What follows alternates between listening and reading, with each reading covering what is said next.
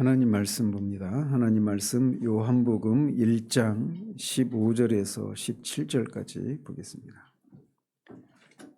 요한복음 1장 15절에서 17절까지입니다. 하나님 말씀 이러합니다. 요한이 그에 대하여 증언하여 외쳐 이르되 내가 전에 말하기를 내 뒤에 오시는 이가 나보다 앞선 것은 나보다 먼저 계심이라 한 것이 이 사람을 가리킴이라 하니라. 우리가 다 그의 충만한 데서 받으니 은혜 위에 은혜로라. 율법은 모세로 말미암아 주어진 것이요 은혜와 진리는 예수 그리스도로 말미암아 온 것이라. 아멘. 지난주에는 말씀이 육신이 되어 우리 가운데 거하신 주님에게서 하나님의 독생자의 영광을 본 것에 대해서 살펴봤습니다. 이어서 15절에서 사도 요한은 이제 세례 요한의 예수 그리스도에 대한 증거를 소개하면서 또 다른 각도에서 예수 그리스도의 신성을, 그분의 하나님 되심을 논증합니다. 앞에 6절과 7절에서 살폈듯이 세례 요한은 그리스도의 길을 예비하러 온 선구자답게 사람들에게 그분에 관한 정확한 지식을 제공했고 또 자기에게로 향하는 사람들의 시선을 예수님에게로 집중시키고자 힘을 씁니다.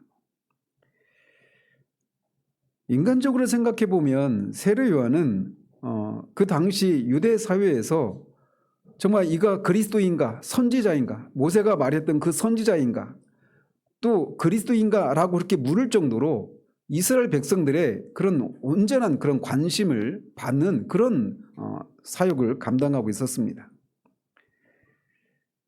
그런데 세례 요한은 그렇게 사람들의 시선이 자기에게 집중되는 것을 자신을 사람들에게 어필하기 위한 그런 기회로 활용할 수도 있었을 것입니다. 그러나 그는 오직 사람들에게 그리스도를 알리는 증인으로 그 부름받은 그런 자신의 사명에 충실한 그런 모습을 보여줍니다. 그래서 그는 자신을 나타내기 위해서 말하지 않고 언제나 예수 그리스도에 대해서 유리한 증언을 했던 것이죠. 요한이 그에 대하여 증언하여 외쳐 이르되 예수도 알 수 있듯이 세례 요한의 증거의 핵심은 예수 그리스도가 어떤 분이신가에 초점을 맞추고 있습니다. 이렇게 그의 세례 요한의 이 모든 그 자신의 존재와 그의 부르심의 그 핵심이 예수 그리스도가 어떤 분이신가, 자기 자신을 나타내지 않고 예수 그리스도를 사람들에게 나타낸 것에 그가 그의 부르심에 충성했던 것처럼 이 모습은 예수님의 증인으로 부름받은 성도들도 유념해야 할 그런 모습이라고 할 수가 있습니다. 우리를 하나님이 구원하신 이 목적은 결국은 우리로 하여금 우리를 구원하신 예수 그리스도가 어떤 분이시고 그분을 통해서 우리가 어떻게 구원을 받았는가, 그 일을 행하신 그리스도와 그를 보내신 하나님의 선하신 덕을 찬양하기 위해서 우리가 구원을 받은 것이지, 그 구원을 받아낸 내가 어떤 사람이었고 내가 어떤 삶의 어떤 추구를 했기 때문에 내가 이런 다른 사람은 알지 못하고 누리지 못하는 깊은 신앙의 세계를 누리고 있다, 이렇게 자기를 어필하는 그런 일을 해서는 안 된다라고 하는 교훈을 받게 됩니다. 어쨌든 세례 요한의 증거의 내용은 내가 전에 말하기를 내 뒤에 오시는 이가 나보다 앞선 것은 나보다 먼저 계심이라 한 것이 이 사람을 가리킴이니라 아니라 라고 말을 합니다. 여기서 내 뒤에 오시는 이는 예수 그리스도를 가리킵니다. 그런데 여기서 내 뒤에 오신다라고 하는 것은 이제 세례 요한이 예수님을 내 뒤에 오시는 분 이렇게 말한 것은 두 가지 차원에서 해석을 할 수가 있습니다. 하나는 시간적인 차원에서 세례 요한이 예수님보다 6개월 먼저 태어났죠. 그래서 그런 의미에서 예수님이 나보다 뒤에 오신 분이다 이렇게도 말을 할 수가 있어요.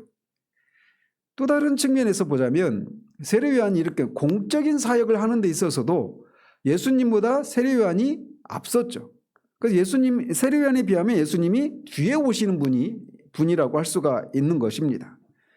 그럼에도 불구하고 이 문맥상 보면 첫 번째 견해, 즉 이 출생과 관련해서 내 뒤에 오시는 이 분은 출생과 관련해서 이런 얘기를 하고 있다라고 할 수가 있습니다. 자, 시간의 의미에서 보면 예수님이 자신보다 뒤에 오시는 분이라는 것이죠. 그럼에도 불구하고 세례 요한은 이렇게 자기보다 뒤에 오시는, 자기보다 늦게 오신 이 출생하신 예수님을 가리켜서 자신보다 먼저 계신 분이라고 그렇게 증언을 합니다. 그러니까 이거는 시간의 개념 속에 사로잡혀 있는 우리들의 입장에서 보면, 당시 이 말을 듣고 있는 사람들 입장에서도 도무지 이해할 수가 없는 그런 얘기죠. 여기서 먼저라고 하는 이 단어가 전치사로 프로토스라고 하는 단어인데, 시간적으로 쓸 때는 처음, 먼저 이런 의미가 있습니다. 먼저, 그리고 계시다라고 하는 이 단어도 미완료 과거 시제로 되어 있습니다. 그러니까 이 미완료는 지속적인 그런 의미가 있는 거예요.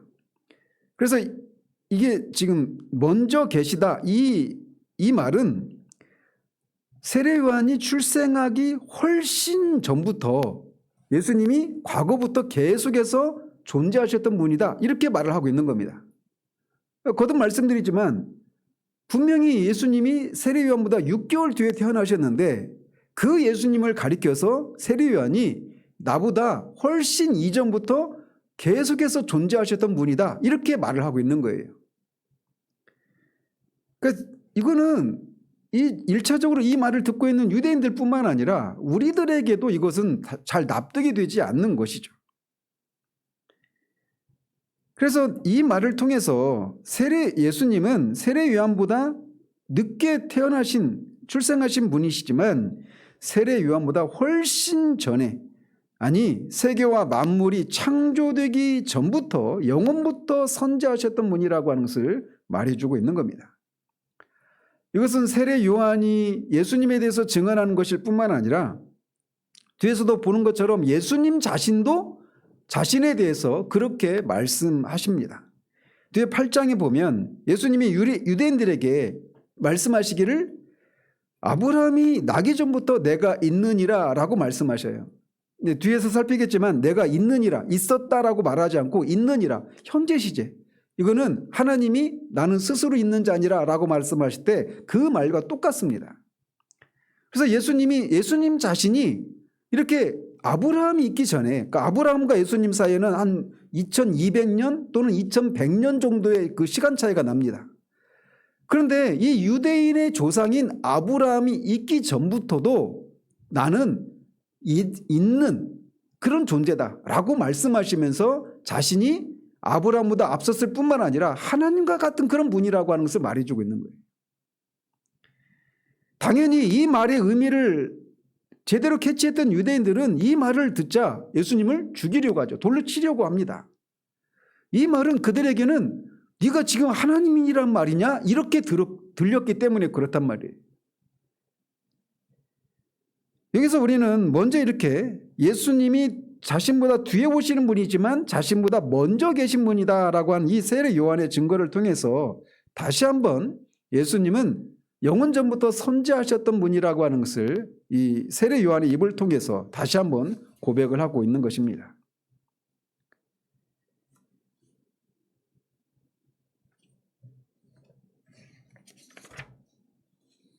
이어서 요한은 우리가 다 그의 충만한 데서 받으니 은혜 위에 은혜로라 라고 16절에서 말을 합니다.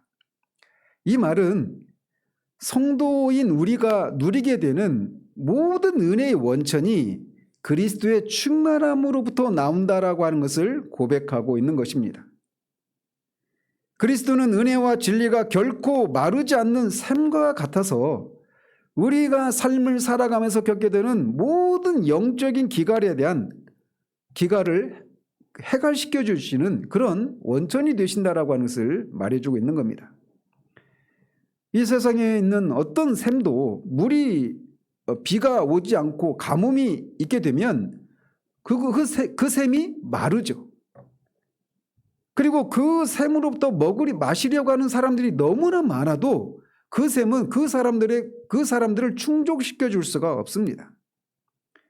그렇지만 그리스도 안에 있는 은혜와 진리는 인류 전체가 아무리 마실지라도 고갈되는 법이 없는 마르지 않는 샘과 같은 것이라고 말을 하고 있는 겁니다.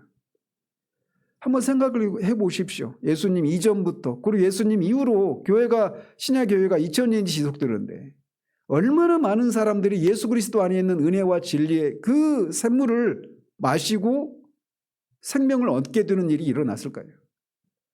그리고 여러분이 정말 구원받은 사람들이라면 여러분이 처음에 구원받을 때만 그런 은혜와 진리를 누리는 것이 아니라 계속해서 그런 은혜를 계속 퍼마셔도 계속해서 그것을 공급받는 일이 가능하지 않습니까? 그만큼 예수 그리스도 안에 은혜와 진리가 마르지 않는 그런 샘과 같이 그렇게 충만하다라고 하는 것을 말해주고 있는 겁니다. 그래서 주님은 뒤에 7장 37절에서도 목마른 자들을 향해서 내게로 와서 마시라고 말을 합니다. 누구든지 목마르거든 내게로 와서 마시라라고 말씀하십니다. 말 그대로 누구든지 어떤 형편 가운데 있는 사람이라 하더라도 누구든지 자신에게 오면 그 영적인 기갈이 해결될 것이라고 말씀하고 계신 것입니다. 또 6장 35절에서도 주님께로 오는 자마다 영원히 목마르지 않게 된다라고 말씀하시는 이유가 자신 안에 이렇게 은혜의 충만함이 있기 때문에 이런 말씀을 하시고 있는 겁니다.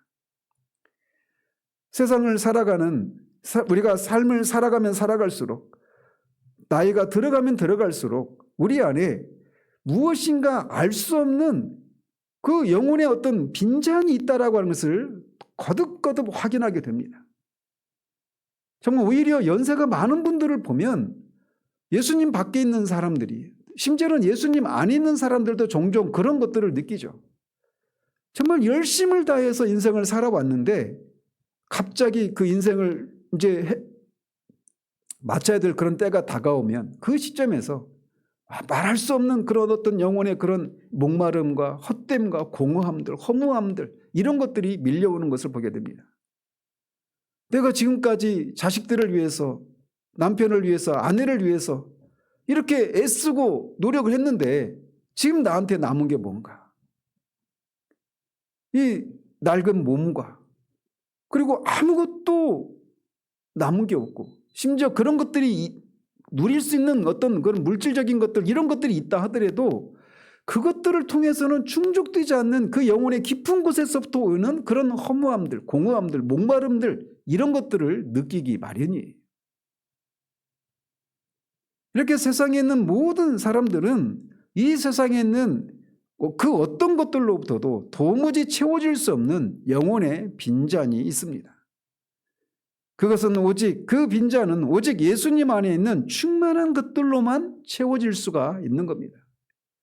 오거스틴은 젊은 날 그 수많은 그런 시행착오와 그 헛된 것들을 쫓아서 이방 종교와 어떤 세교거리를 쫓고 어떤 유명한 사람이 되고자 하는 그런 명예를 쫓고 지적인 그런 탐구를 하는 이런 많은 시행착오를 겪으면서도 결국 그 속에서도 진정한 만족을 누리지 못하고 있다가 예수 그리스도를 믿고 회심하고 나서 그런 고백을 하지 않습니까?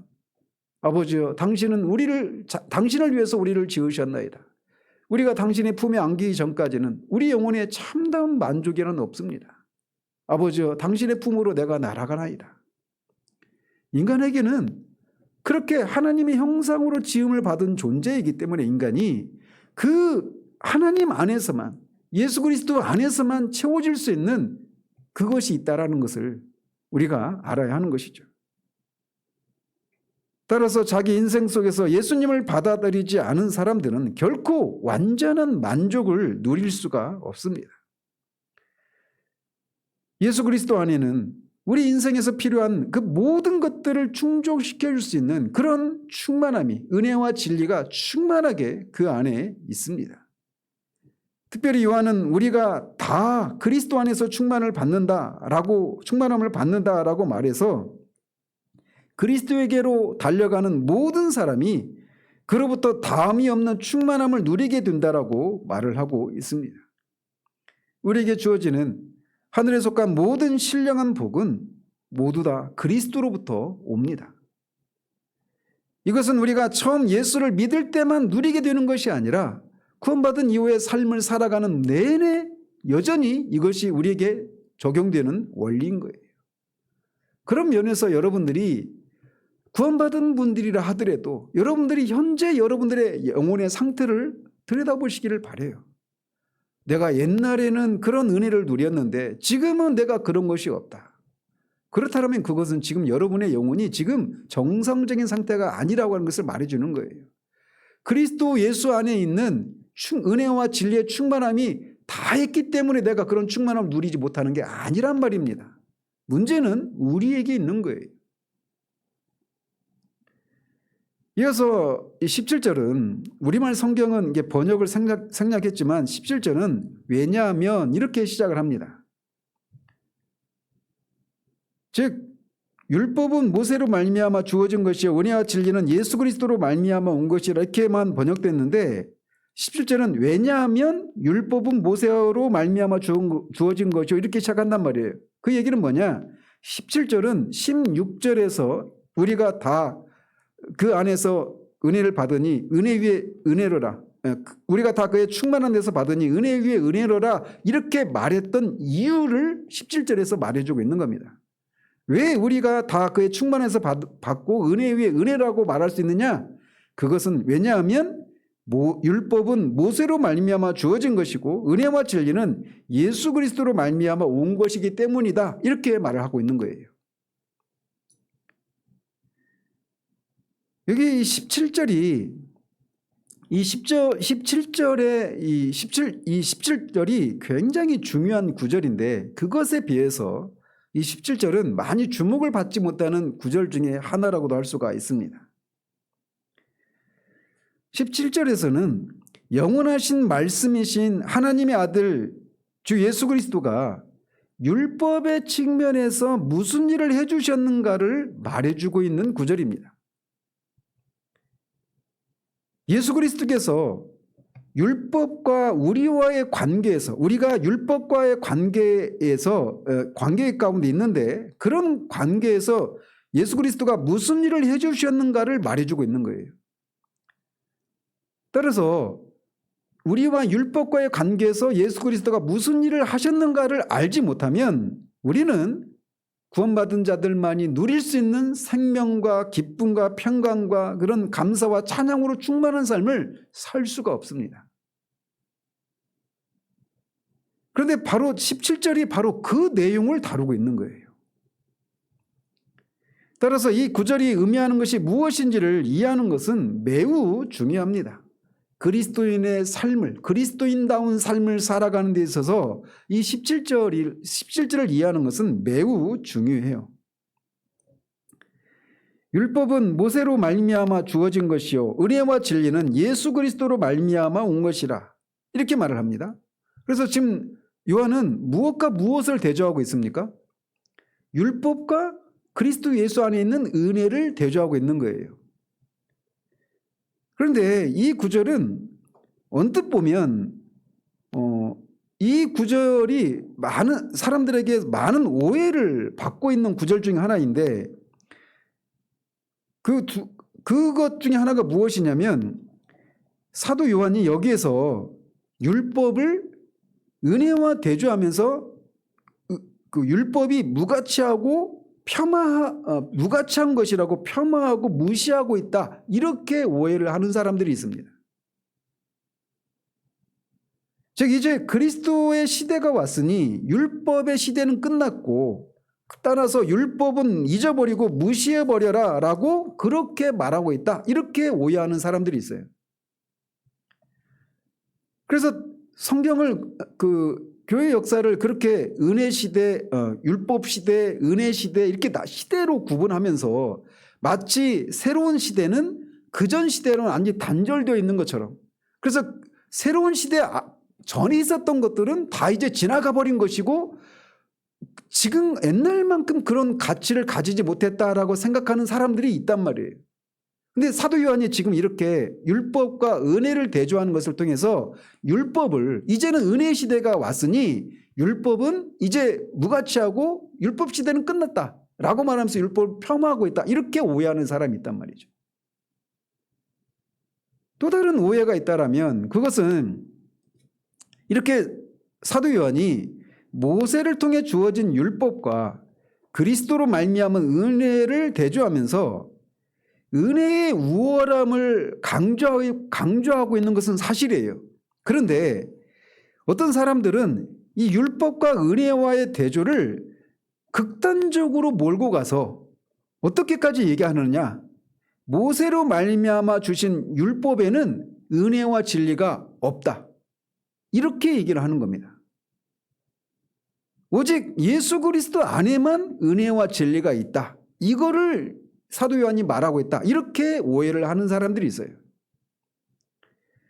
그러나 이런 두 가지 생각은 바르지 않습니다.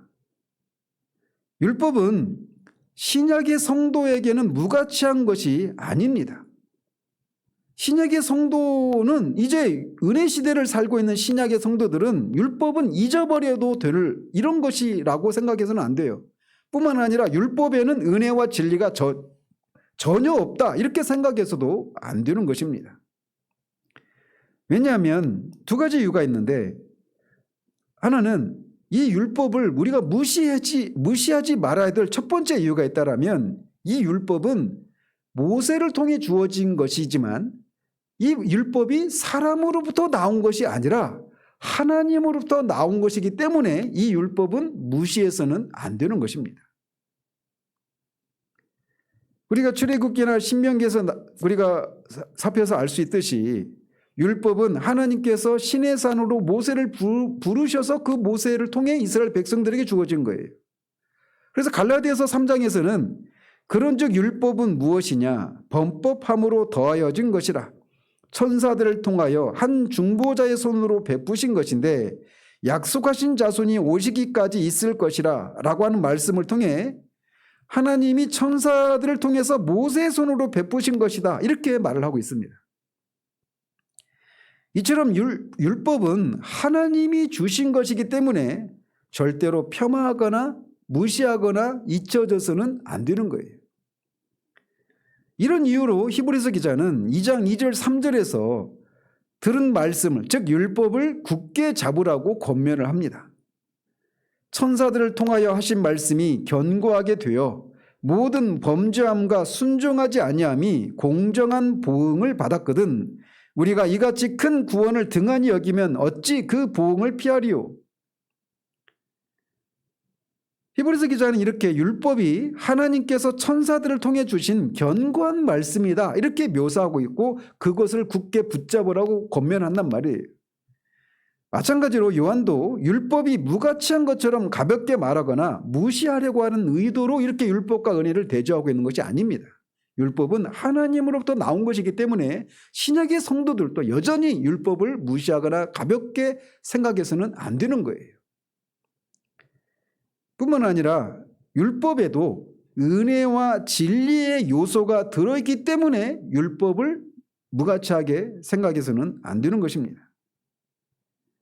하나님께서 그의 백성들인 이스라엘 백성들에게 주신 율법을 우리가 자세히 살펴보면 우리는 율법에도 은혜와 진리의 요소가 들어있다라고 하는 것을 풍성하게 확인할 수가 있습니다. 성막과 성전에서 드리는 각종 제사 제도 하나만 보아도 그것이 하나님이 은혜로 또 진리의 요소가 들어있다라고 하는 것을 알게 해줍니다. 아침 저녁으로 드리는 어린 양으로 드리는 그런 번제, 이것은 결국은 대속의 죽으심을 죽기 위한 그런 대속의 죽으심을 통한 구원을 예표하는 그런 것이지 않습니까? 그래서 아침에 예수님이 하나님의 어린 양으로서 아침에 십자가에 죽으시고 저녁 그 번제 드릴 시간에 죽으시죠. 그래서 이게 그 구약에 있는 제사 제도나 또는 각종 절기들 이런 것들을 살펴보면 그 모든 것들 안에 하나님의 은혜와 진리 요소가 풍성하게 들어있다라고 하는 것을 우리가 알 수 있습니다. 그렇기 때문에 율법과 은혜를 대조하는 요한의 의도를 극단으로 이렇게 몰아가서 율법에는 은혜와 진리가 없다 이렇게 생각해서는 안 되는 것입니다.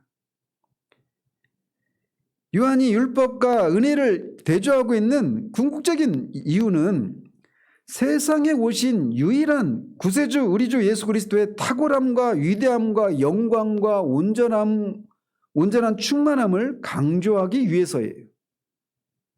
왜 그분 안에 그런 그분의 충만함 안에서 우리가 은혜를 받게 되는지, 그분 안에 어떤 의미로 은혜와 진리가 풍성하게 있고 마르지 않는 샘과 같이 그렇게 자리하고 있는지, 그 그리스도의 은혜의 풍성함을, 온전함을 증거하기 위해서 율법과 은혜를 대조하고 있는 거란 말이에요. 그런 이유 때문이지 율법의 은혜와 진리가 전혀 없고 오직 그리스도 안에만 은혜와 진리가 있기 때문에 이 둘을 대조하고 있는 게 아니란 말입니다. 그래서 이걸 극단적으로 해석을 해서는 안 되는 겁니다. 마치 이 율법은 빛의 이런 밝기를 따라서 비유를 하자면, 율법은 마치 이 밤의 달빛이나 별빛과 같은 것이라면 이 그리스도는 마치 대낮의 태양과 같다, 이렇게 말할 수가 있어요. 대낮의 태양빛에 비하면 밤의 달빛이나 별빛은 희미하죠. 그러나 여전히 그것도 빛입니다. 그런 것처럼 율법 안에도 은혜와 진리가 그리스도를 통해서 드러난 그 은혜와 진리에 비하면 감춰져 있는 것 같고 희미한 것 같이 보이지만 여전히 그것도 은혜와 진리라는 거예요. 율법과 예수 그리스도와의 관계는 부분과 전체, 약속과 성취, 그림자와 실체의 관계입니다. 하나님은 율법을 통해서 약속하시고 그의 독생자 우리 주 예수 그리스도를 통해서 은혜와 진리를 온전히 나타내셨습니다. 따라서 17절에서 말하고 있는 것은 히브리서 1장 1절 2절에서 말하고 있는 것과 동일합니다.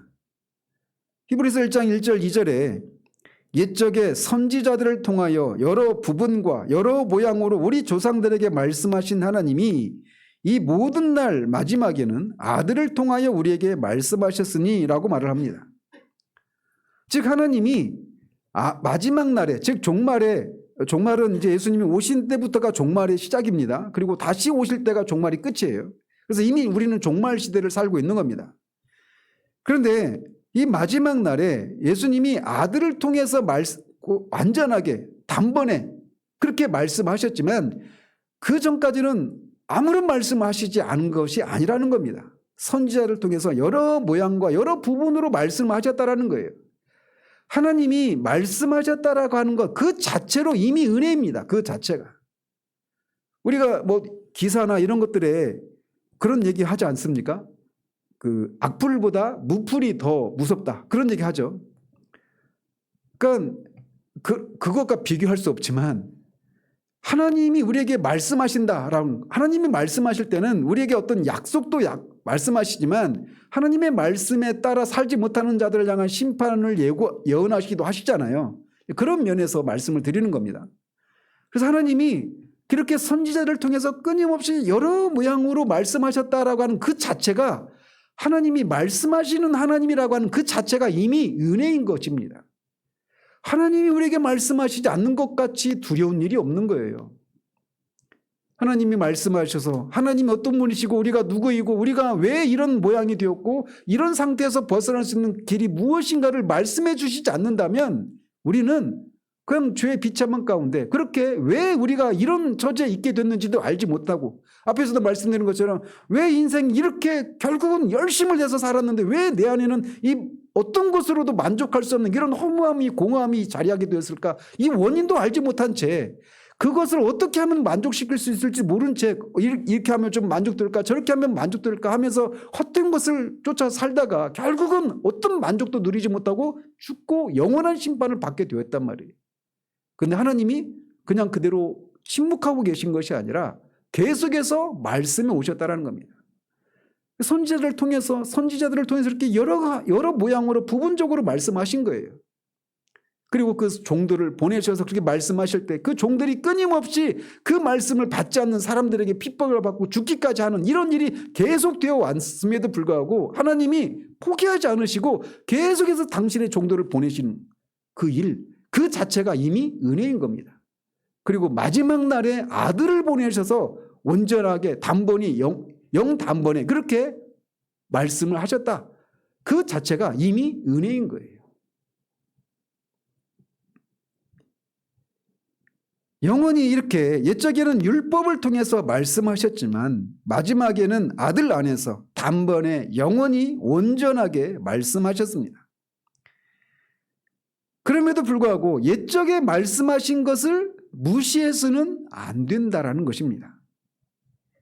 요한의 의도는 온전한 것이 임했으니 이제 더 이상 어떤 그림자와 예표에 머물지 말라는 의미이지 이것들이 아무런 가치도 없고 무시하고 잊어버려라 이런 의도로 율법과 은혜를 대조하고 있는 것이 아닙니다. 두 번째로 사도 요한이 이 둘을 대조하고 있는 이유는 유대인들이 율법에 대해서 가지고 있는 잘못된 생각을 바로잡기 위함이기도 합니다. 우리가 서론 부분에서 말씀드렸지만 이 복음서는 한 80, 짧게는 85년에서 90년 이 사이에 이 복음서가 기록되어 있다고 하지 않았습니까? 그런 의미에서 바울의 서신들이나 다른 복음서들이나 이런 것들이 다 기록된 후에 이 요한복음을 기록하고 있는 겁니다. 그러니까 사도 요한은 그 베드로서에도 보면 그 바울의 서신들을 사람들이 막 억지로 풀려다가 그렇게 망하는 그런 것을 경고하는 내용이 있지 않습니까? 그러니까 바울의 서신들을 베드로 사도도 읽었다면 사도 요한도 이걸 읽었을 것이 분명하죠. 그래서 요한은 유대인들이 율법에 대해서 잘못된 생각을 가지고 있다라고 하는 것을 자신도 유대인의 입장에서 그것을 잘 알고 있었습니다. 율법에 대한 유대인들의 잘못된 생각이 예수님이 율법을 어긴다고 생각하게 만들었고 바로 그 이유로 인해서 그들은 하나님의 아들을 영접하지 않았던 것입니다. 특별히 뒤에 보면 계속해서 특별히 어떤 법을 어떤 계명을 가지고 계속해서 늘어집니까? 안식일을 범한 거 이거 가지고 계속 얘기를 해요. 그거 하나만은 아니지만 말이죠. 어쨌든 율법에 대한 유대인들의 잘못된 생각 때문에 오히려 율법이 가리키고 있는 예수 그리스도를 믿지 못하도록 한 주된 원인이 되고 있었던 겁니다. 그래서 예수님이 6장에서 나중에 보겠지만 너희들이 영생을 얻기 위해서 성경을 상고하거니와 그 율법이 나를 가리키고 있는데 오히려 내게로 오지 않는다고 말씀하고 있지 않습니까? 그러니까 유대인들이 율법에 대해서 오해를 하고 있었던 것입니다. 그래서 요한은 그의 독자들에게 율법의 원래 목적과 역할, 그리고 율법을 주신 목적, 그리고 율법과 복음의 관계, 신약의 성도들에게 있어서 율법은 어떤 위치를 차지하는가 등과 같은 이런 것을 알려주고 싶었던 것입니다. 바로 이런 이유로 모세로 말미암아 주어진 율법과 주 예수 그리스도로 말미암은 은혜와 진리라고 하는 문제를 대조하고 있는 거예요. 자, 그래서 다음 주부터 이어질 설교가 어느 정도 어떤 설교를 하려고 하는구나 이걸 좀 감 잡으시겠습니까? 요한이 이 구절을 통해서 유대인들에게 율법에 대해서 가르쳐주고 싶은 이 내용들을 이제 몇 주에 걸쳐서 살펴보려고 하는 겁니다. 우리는 예수 그리스도 안에 있는 은혜와 진리의 충만함을 누려야만 이 세상을 그리스도인답게 살 수 있습니다. 16절에서 말하고 있는 것처럼 우리가 다 그의 충만한 데서 받으니 은혜 위에 은혜로라 라고 고백할 수 있는 사람만 세상을 이길 수 있어요. 우리가 이 세상을 살아가는 데 있어서 힘들고 실패감과 패배감에 짓눌려서 살아가는 여러 가지 이유 중 하나가 무엇이냐면 율법이 하는 일을 제대로 알지 못하기 때문이라고 할 수가 있습니다. 우리는 내년에 대한 전망이 밝은 전망이 거의 안 나오죠. 우리나라만 봐도 세계를 봐도 그렇죠. 정세나 경제 이런 상황들을 보면 암울하기 짝이 없습니다. 학자들은 IMF 때보다 더 힘든 그런 경제적인 위기를 우리가 만날 것이다 라고 말하죠. 지금 언론이 제대로 보도를 안 하고 있어서 그렇지 하루에도 정말 몇 줄씩 지금 요한이 빠져나가고 있지 않습니까?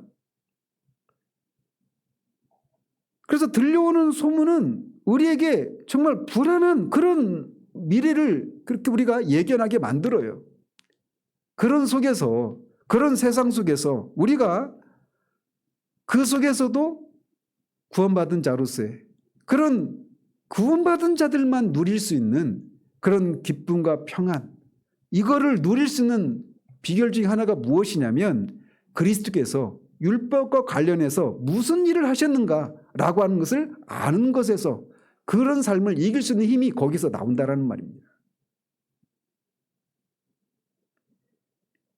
우리가 하나님께서 예수 그리스도 안에 사신 일을 생각할 때 그것이 감사로 충만하게 이어지지 못하는 이유 중 하나가 무엇이냐면 이 17절에서 요한이 말하고자 하는 진리를 깨닫지 못하는 것에서 기인한다라고 할 수가 있어요.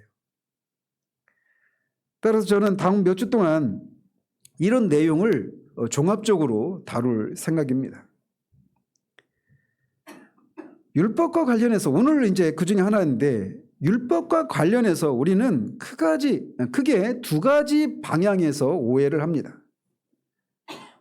오후 예배 때 우리가 살피고 있는 것처럼 율법주의와 율법 폐기주의가 바로 그거예요. 율법과 관련해서 우리가 빠지기 쉬운 이 첫 번째 위험은 율법을 무시함으로써 율법이 우리 안에서 일하지 못하게 하는 것입니다. 아이러니하게도 이런 위험은 복음과 은혜를 강조하는 사람들에게서 더 자주 발견돼요. 자신들은 신약시대를 살고 있는 그리스도인이고 그리스도를 믿는 믿음으로 구원을 얻었기 때문에 율법은 더 이상 필요하지 않다고 주장하는 이런 것을 통해 율법을 무시하는 이런 위험이 있단 말이죠.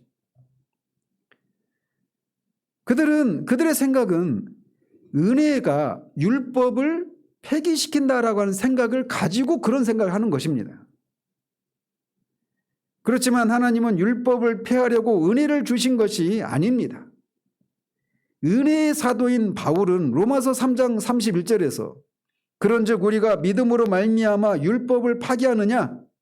율법의 행위로는 의롭다함을 받을 자가 아무도 없다. 오직 믿음으로만 우리가 의롭다함을 받는다. 이런 얘기를 하니까 그러면 율법이 아무 의미가 없느냐?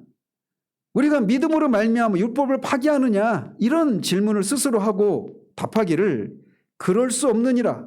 도리어 율법을 굳게 세우느니라. 이렇게 답을 합니다. 이런 의미에서 로마서 3장 31절은 요한복음 1장 17절이라는 주석이다. 이렇게 말할 수가 있는 거예요. 요한이 율법과 은혜를 대조하고 있지만 그 말이 은혜가 율법을 파기하는 이런 것이다라고 말하고 있는 것이 아니라는 겁니다. 오히려 율법을 굳게 세우기 위해서 은혜가 주어졌다. 이렇게 말을 하고 있단 말이에요. 그거를 지금 요한이 말하고자 하는 것입니다. 은혜는 율법의 눈으로 바라보아야만 은혜의 진가를 제대로 알 수가 있습니다. 즉 다른 말로 은혜가 율법의 정죄에서 우리를 구원해 주었다라고 하는 것을 깊이 알아야만 하나님의 은혜가 주 예수 그리스도 안에서 실제로 우리에게 무슨 일을 해 주었는지를 제대로 알 수 있단 말이에요. 이것을 가장 잘 보여주는 실제적인 장면이 있다라면 누가복음 7장 36절 이하에 나오는 이야기입니다. 어느 날 주님이 바리새인인 시몬이라고 하는 사람한테 식사 초대를 받죠.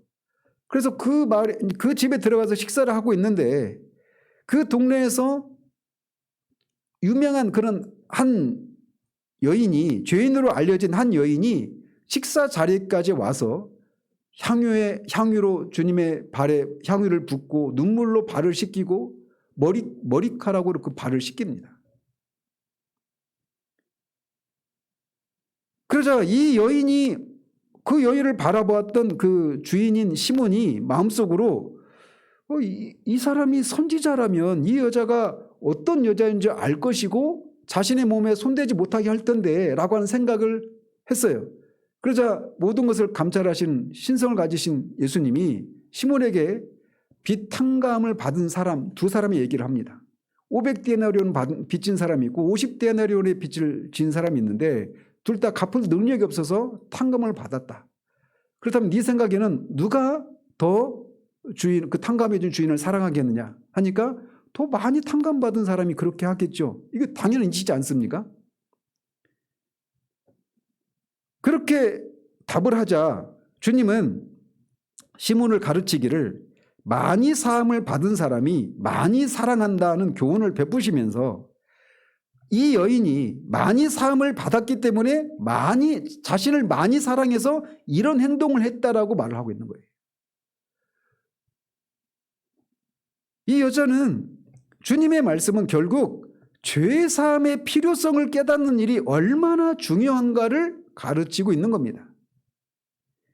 그 여자는 자기 죄가 사함을 받은 것을 알았지만 교만한 바리새인이었던 시몬은 죄 사함의 필요성 자체를 깨닫지 못했고 따라서 죄 사함을 받지 못했고 주님을 사랑하지 않았기 때문에 그 여인은 이렇게 눈물로 향유로 머리카락으로 주님을 그렇게 발을 씻기고 발을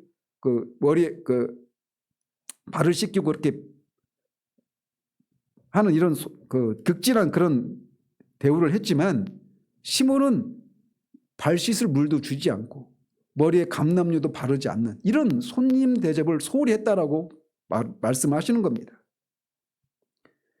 그렇다고 해서 바리새인 시몬이 죄사함을 받을 필요가 없었거나 죄인이 아니었던 것이 아니죠.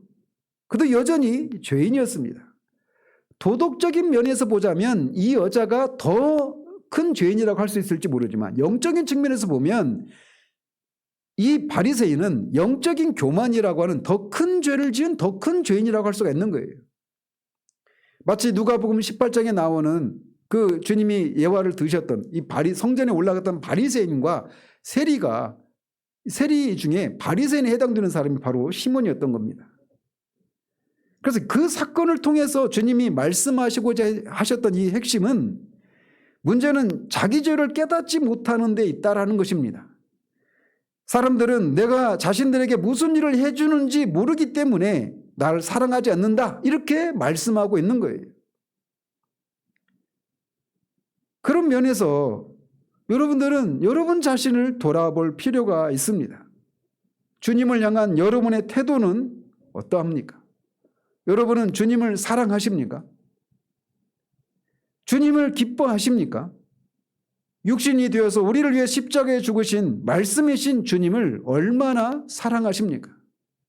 예전에는 주님을 사랑해서 주님을 위해서 막 모든 것이라도 할 수 있는 그런 뜨거운 마음이 여러분을 사로잡았지만 여러분이 지금은 그렇지 않다라면 여러분이 해야 될 일은 무엇이냐면 여러분이 어떤 사람이었는가를 다시 한번 말씀을 통해 상기하는 겁니다.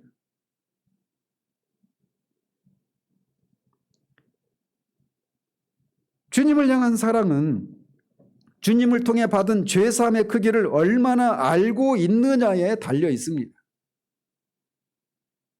우리가 오후 예배를 들으면서 잘못 들으면 죄사함을 내가 얼마나 큰 죄인인가를 깨닫는 것 그 자체가 마치 잘못된 것처럼 생각할 수가 있어요.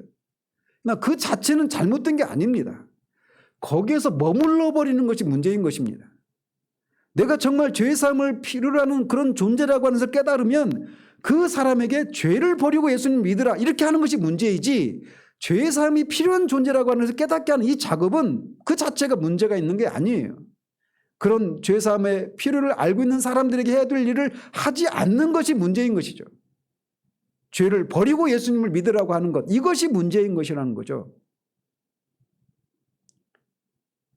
이렇게 죄사함을 주님을 향한 사랑과 자신이 죄사함을 받아야 될 사람이라고 하는 것을 깨닫는 것은 아주 밀접한 관계가 있는 거예요. 그런데 바로 그 죄사함의 크기를 알게 하는 것이 바로 율법인 겁니다. 그래서 로마서 강의하면서도 계속 말씀드렸지만 청교도들은 항상 율법의 작용이라고 하는 것을 했다고 하지 않았어요. 바로 그런 이유 때문에 그런 겁니다. 율법의 가르침을 알고 율법 아래 있는 자신의 모습을 보지 못한 사람은 은혜의 진가를 알지 못합니다. 따라서 율법을 무시하면 자신이 죄사함을 받아야 할 필요가 있다라고 하는 것을 알 수 없거나 매우 피상적으로만 알게 됩니다. 사함을 받은 일이 적은 자는 적게 사느니라 라고 주님은 말씀하십니다. 율법을 통해 율법에 정죄하려는 자신의 모습을 보지 못하는 사람은 자신이 얼마나 큰 사함을 받았는지 죄사함의 은혜를 깊이 알지 못합니다. 이런 이유 때문이라도 모세를 통해 주신 율법을 무시하면 안 됩니다. 예수 그리스도 안에 있는 하나님의 은혜를 알고 그 진가를 인식하는 방법은 모세로 말미암아 주신 율법을 통해 죄의 깊이를 깨닫는 것입니다.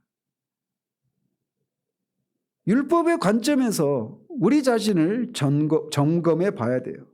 그런 면에서 로마서 강의에서도 말씀드렸지만 오늘날 대다수의 교회가 그리스도의 필요성을 절실히 깨닫기도 전에 그리스도를 믿으라고 복음을 그렇게 제시하는 이런 우를 범하고 있단 말이에요. 근데 이 말을 여러분이 오후에 전해지는 말씀과 잘 오해를 하지 않고 들을 수 있어야 돼요. 어떤 차이가 있는지 아시겠어요?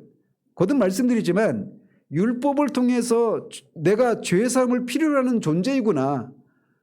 그걸 깨닫기 전까지는 사람은 절대로 그리스도에게 피하지 않아요. 그래서 죄사함을 필요로 한다라고 하는 것을 깨닫게 하는 이 작업 자체가 잘못된 게 아니란 말입니다. 근데 오늘날 우리는 너무나도 이 문제를 너무나 가볍게 쉽게 그냥 넘어가 버리는 이것이 문제라는 거예요. 율법을 무시하는 것은 그리스도인의 삶의 시작 단계에서만 나타나는 것이 아니라 그리스도인의 삶을 지속하는 과정인 성화의 과정에서도 똑같이 다양한 형태로 나타납니다. 예를 들어서 죄에 대한 인식을 율법을 통해서 하나님의 입장에서 죄를 인식하지 않고 죄를 지극히 주관적인 차원에서 죄를 인식하는 것을 통해서도 율법을 무시하는 이런 형태가 나타나요. 이게 무슨 말이냐? 우리 중에는 죄의 문제를 이런 식으로 생각합니다. 죄는 나를 성가시게 하는 거고 이 죄 때문에 내 삶이 무너지고 관계가 깨어지고 이것 때문에 내가 고통을 받는 거야. 이런 차원에서 죄를 생각하는 거예요. 근데 율법은 죄를 그렇게 우리에게 말해주지 않아요. 율법은 하나님의 관점에서 죄를 인식하도록 해주는 이런 일을 하는 겁니다. 대표적인 사례가 있다면 다윗이에요. 다윗이 간음죄를 범하고 살인교사를 하지 않았습니까? 근데 그가 시편 51편은 4절에서 고백하기를 내가 주께만 범죄하였나이다 라고 고백해요. 그러니까 죄는 하나님을 향해서 짓는 겁니다. 죄는 단지 그냥 내가 내 삶을 무너뜨리고 내 관계를 어렵게 만들고 나를 불행하게 만드는 성가신 것, 어떤 주관적인 차원에서 죄를 생각하는 경향이 우리 가운데 굉장히 농후해요. 그러나 죄는 그런 게 아니라는 겁니다. 물론 죄를 지으면 그런 일이 일어나죠. 그런데 죄의 본질은 그게 아니라는 거예요. 죄의 본질은 죄를 미워하시는 하나님을 거슬러서 짓는 것이 바로 죄인 겁니다. 율법은 우리에게 그것을 말해주는 거예요. 또 성화와 관련해서 율법을 무시할 때 이렇게 죄를 주관적으로 생각하는 이런 모습이 나타난단 말이에요. 뿐만 아니라 성화와 관련해서 율법을 무시하는 것이 어떤 것으로도 나타나느냐면 구원의 목적을 우리가 거룩해지는 것에 있다라고 두지 않고 행복해지는 것에 두는 것을 통해서도 율법을 무시하는 모습이 나타납니다. 그래서 말씀드린 것과 비슷하게 이 자신의 한 가지 죄만 제거되면 행복해질 텐데 라고 생각하는 사람들이 많아요. 막 어떤 게으름의 문제 이런 것이 있다라면 이 문제만 내가 어떻게 좀 해결되면, 또는 욱하는 이런 것 때문에 저도 그게 굉장히 많은데 이런 것 때문에 갑자기 관계가 다 어려워지고 그런 게 있잖아요. 아이들한테 제가 되게 미안하거든요. 이런 부분 때문에. 근데 이 문제만 해결되면 내가 좀 더 화목한 가정을 이루고 좀 더 좋은 아빠가 될 수 있고 이런 생각, 이런 것들이 결국은 보면 내가 거룩함을 목적으로 목적을 두고 그런 생각하는 게 아니지 않습니까? 이렇게 하면 내 가정이 행복해지고 화목해진다라고 하는 것. 그래서 거룩함을 앞에 두지 않고 행복을 앞에 두고 있는 이런 이런 모습을 띈단 말이죠.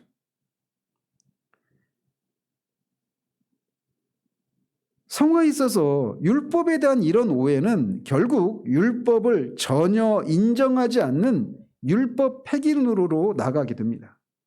왜냐하면 그에게 있어서는 이 한 가지 죄만 관심사거든요. 그러니까 이것만 해결되면 나는 행복해진다라고 생각하는 거예요. 근데 우리를 구원하신 목적이 뭐예요? 우리가 점도 흠도 티도 주름 잡힌 것도 없이 아들의 형상을 담는 거룩한 사람이 되는 것, 이것이 우리를 구원하신 목적이지 않습니까? 그러니까 한 가지 죄, 율법의 전체 중에 한 가지만 나한테 중요한 거예요. 그러니까 이것은 결국 율법 다른 모든 것들은 무시하는 형태란 말이에요. 이런 생각이. 성화에 있어서 율법에 대한 이런 오해는 결국은 율법을 전혀 인정하지 않는 율법 폐기론으로 나가게 됩니다. 율법을 무시하는 율법 폐기주의는 결국 자신은 구원을 받았기에 은혜의 지위를 잃어버리지 않기 때문에 아무렇게 살아도 된다라고 하는 것으로 이어지기 마련입니다. 생각으로는 그런 생각을 갖고 있지 않을지 모르지만 실천적인 측면에서 이런 것도 우리 몸에 배어서 나타날 수 있단 말이죠. 율법을 무시하면 이렇게 그리스도의 시작에서도 그렇고 그리스도인의 시작에서도 그렇고 그것을 지속하는 과정에서도 무서운 결과에 이르게 됩니다. 이게 율법에 대해서 사람들이 오해하는 첫 번째 한 가지 형태예요. 즉 율법 폐기론, 율법을 무시하는 것입니다. 율법에 대한 또 다른 오해가 있다면 율법과 은혜를 뒤섞는 겁니다. 이것은 결국 율법주의로 이어지는 거예요.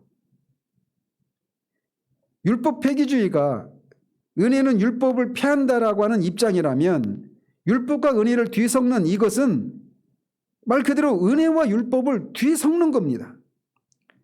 율법과 은혜를 뒤섞는 순간 기쁨은 완전히 사라지게 됩니다.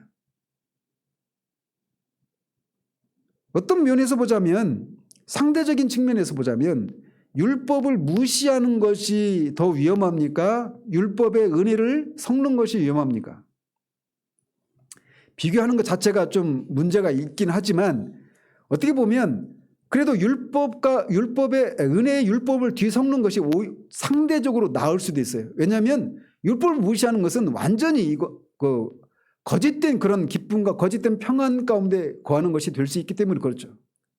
거짓된 것과 잘못된 것은 다른 거지 않습니까? 율법과 은혜를 섞는 사람들에게 어떻게 사람이 구원을 받느냐고 이렇게 물어보면 우리가 오후에 살펴본 것처럼 성경적인 대답을 합니다. 현대신학의 매로 이거를 반대하는 입장에 있었던 사람들에게 어떻게 구원을 받는지 물어보면 매우 정통한 답을 해요. 그런 것처럼. 근데 그 사람들이 은혜와 율법을 섞고 있단 말이에요.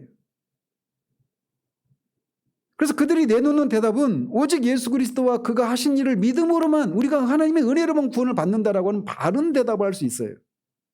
그럼에도 불구하고 은혜와 그 율법을 뒤섞는 것이 어떤 때 나타나느냐 하면 그들이 죄를 지었을 때 그 죄를 지은 자신을 바라보는 시각에서 그런 것이 나타납니다.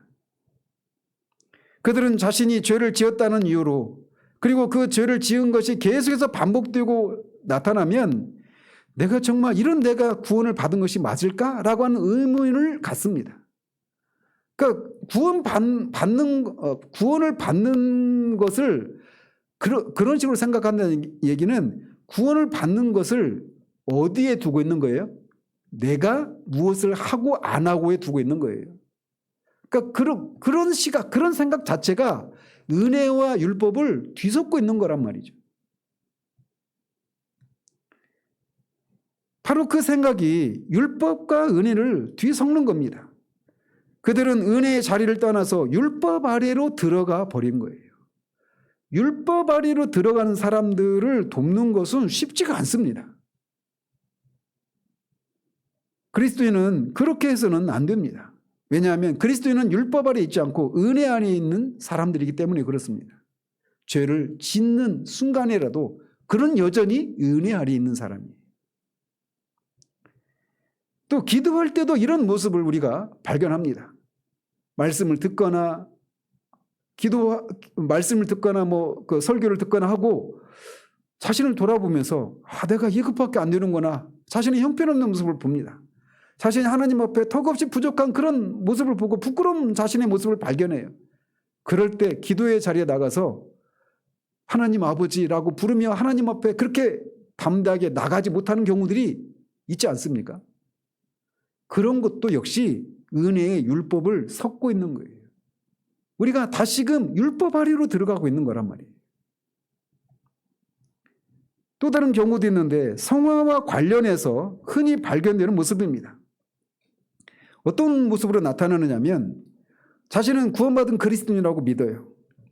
그리고 실제로 구원받은 사람일 수 있습니다. 그런데 구원의 기쁨을 누리지 못하고 그리스도인의 삶을 살아가는데 자주 실패합니다. 그런 상태 가운데 있는 사람이 어떤 사람을 통해서거나 책을 통해서 자신이 처한 그 상태를 벗어날 수 있는 어떤 방법이 있다라고 하는 얘기를 듣습니다. 내용은 다양할 수 있겠지만 한 가지로 딱 수렴할 수 있어요. 수렴할 수 있는데 뭐냐? 이렇게 저렇게 하면 네가 처한 그 상황에서 벗어날 수 있다. 이게 그 가르침의 요지예요. 그래서 우리가 무엇인가를 하거나 또는 어떤 체험을 해야 한다라고 하는 생각으로 돌아간다면 그것은 벌써 율법으로 돌아가고 있는 것입니다. 사입이나 이단들의 특징이 다 그렇습니다. 이단까지는 아니라 하더라도 많은 경우에 그런 식으로 가르치는 그룹들이 많아요.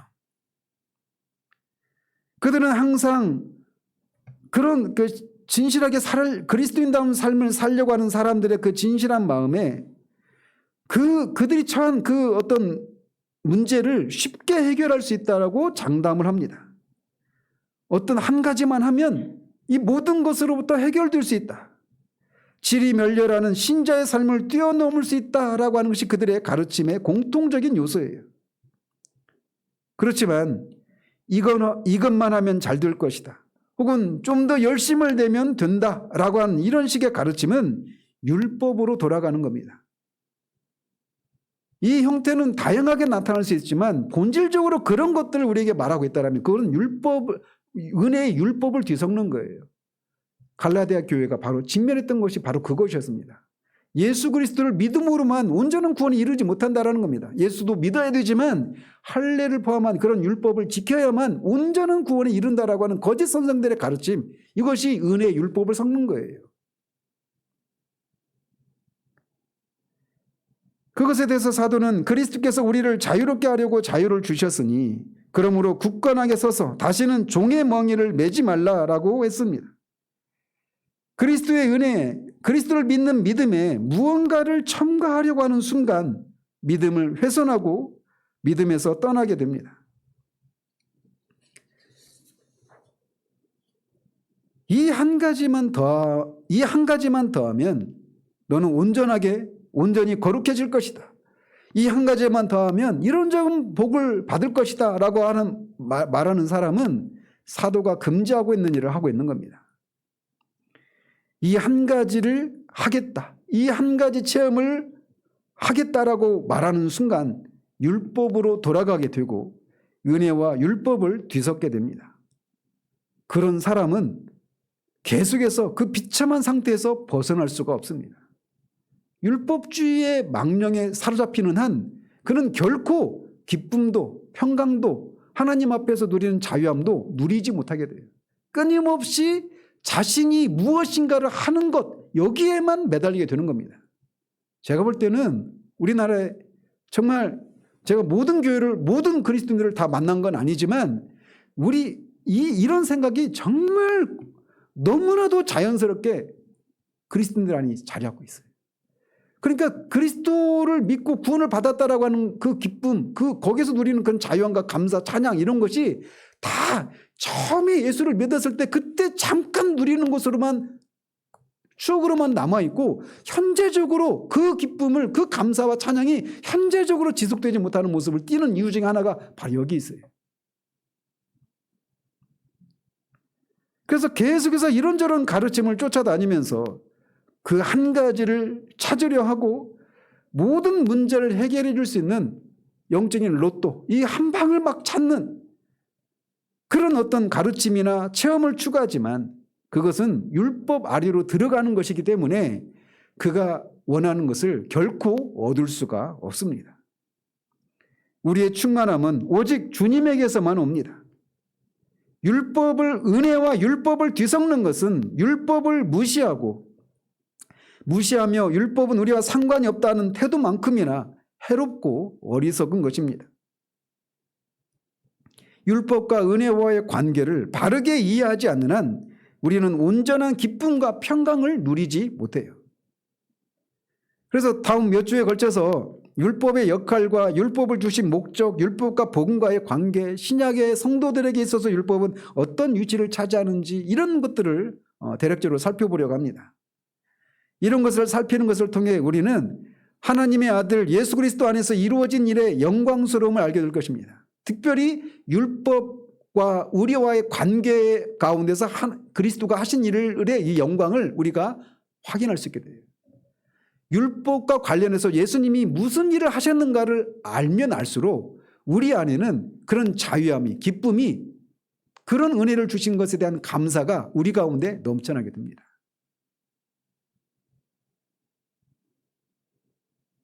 우리에게 베풀어진 은혜가 얼마나 풍성한지를 알고 그에 따른 기쁨이 넘치게 되고 예수 그리스도를 사랑하게 됩니다. 베드로의 편지를 받고 있었던 사람들은 예수 그리스도를 우리처럼 보지 못했던 사람들이었습니다. 그들은 이방인들이었고 예수님을 직접 눈으로 본 적이 없는 사람들이었어요. 그런데 그 사람들이 예수님을 사랑합니다. 그리고 예수님을 믿고 말할 수 없는 영광스러운 즐거움으로 기뻐하고 있다라고 사도가 말을 해요. 그들은 그 이유 중 하나가 무엇이냐면 자신들에게 베풀어 주신 은혜의 풍성함을 알았기 때문에 그렇습니다. 그들은 우리들보다도 훨씬 어려운 형편 가운데 있었던 사람들입니다. 대다수가 노예 신분에 있었던 사람들이에요. 초반에도 말씀드렸지만 내년에 IMF 때보다 더 어려운 그런 시절이 온다라고 예고하고 있지만 그들은 우리가 IMF 때 겪었던 그런 어려움하고 비교되지 못하는 그런 어려움 가운데 있었던 사람들입니다. 그런데 그들이 말할 수 없는 영광스러운 즐거움으로 기뻐해요. 그런 삶을 살면서 주변 사람들에게 도대체 그렇게 살게 되는 삶의 비결이 무엇이냐라고 물으러 오는 삶을 살아냈던 겁니다. 그런데 그 삶이 우리에게도 가능해요. 아니, 이게 우리의 의무입니다. 이 세상을 살아가는 신자의 의무는 바로 그거예요. 하나님이 그리스도를 통해서 이루어 놓으신 그 구원이 얼마나 완전하고 안전한가를 아는 데서 오는 그 기쁨과 평강, 감사, 찬양, 이것이 넘치는 삶을 살아가는 것, 이것이 우리가 세상을 향한 최고의 봉사인 거예요. 그 첫 단계가 율법과 은혜와의 관계에 대한 바른 이해입니다. 이 진리를 바르게 알아서 그리스도 예수 안에서 주시는 자유함과 생명과 평안을 만끽하는 여러분이 되시기를 바랍니다. 이제 다음 주부터 이런 내용을 본격적으로 몇 주에 걸쳐서 살펴볼 거예요. 그런 과정을 통해 정말 내가 율법의 정죄에서 벗어나서 이제 그리스도 안에 있고 그리스도 안에서 이런 은혜와 진리의 풍성함을 누리게 되었다라고 하는 것, 또 계속해서 더 누릴 수 있게 되었다라고 하는 것이 얼마나 영광스러운 것인가 알고, 그래서 환경은 우리를 도무지 기뻐할 수 없게 만드는 그런 환경일지라도 그런 속에서도 기쁨을 누릴 수 있는 그런 삶이 우리에게 가능하다라는 겁니다. 그 일을 하나님이 그 아들을 통해서 이미 이루어 놓으셨습니다. 그것을 받아 누리는 그런 우리들 되기를 바랍니다. 하나님 아버지, 진리를 알지니 진리가 너희를 자유하게 하리라 라고 하신 주님의 말씀처럼 우리가 은혜와 율법과의 관계에 대한 진리, 율법과의 관계에 지어진 우리를 위해 하나님의 아들 예수 그리스도께서 이루어 놓으신 그 은혜의 풍성함의 그 진리를 우리가 오롯이 온전히 알지 못하기 때문에 우리가 머리로만이 아니라 실천적인 측면에서도 율법을 무시하고 또는 은혜의 율법을 뒤섞음으로 말미암아 이제 우리가 고통스러운 비참한 그리스도인의 삶을 살아가게 된다라고 하는 이 내용을 이 아침에 살펴봤습니다. 하나님 우리에게 빛을 허락해 주시기를 소원합니다. 율법과 은혜와의 관계에 대한 바른 이해를 하나님 우리 가운데 허락해 주시기를 원합니다.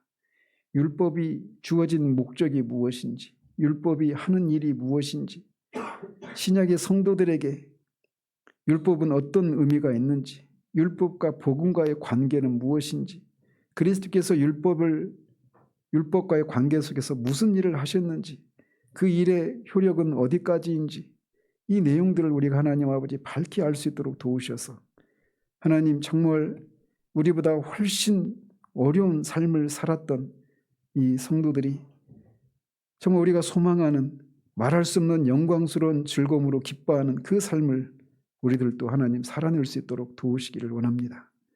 정말 들려오는 소문은 참으로 흉흉하기 짝이 없습니다. 더 어려운 삶이 펼쳐질 것이라고 하는 암울한 그런 소식들만 들려오고 있는 시대에 하나님 그 속에서도 우리가 정말 구별된 삶을 살아가는 그런 우리들 되기를 원합니다. 세상이 알 수도 줄 수도 없는 평강, 정말 도무지 기뻐할 수도 없는 것 같은 그런 상황 속에서도 기뻐할 수 있는 그 놀라운 능력 있는 삶을 살아내는 우리들 되기를 원합니다. 그 첫 단계로 율법과 은혜와의 관계에 대한 바른 이해가 거기에 있음을 우리가 아오니 하나님이 진리 우리 가운데 밝히 드러내 주셔서 하나님 정말 우리가 그런 삶을 살아낼 수 있도록 하나님 우리에게 은혜를 주시기를 소원합니다. 예수 그리스도 이름으로 기도합니다. 아멘.